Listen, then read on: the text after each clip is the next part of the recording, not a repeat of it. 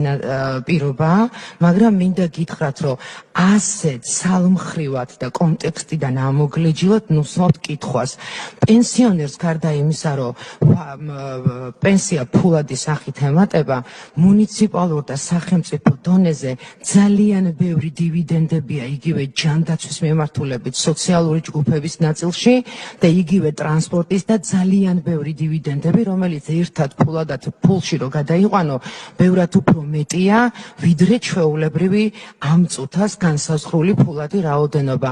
შესაბამისად, როცა სოციალურ საკითხებზე ლაპარაკობთ, ან ღრმად ჩაიხედეთ და უფრო მეტი ილაპარაკეთ, სწორად ილაპარაკეთ, ან არა და კონტექსტიდან ამოგლეჯილად ნუცდილობთ საზოგადოების შეცდომაში შეყვანას.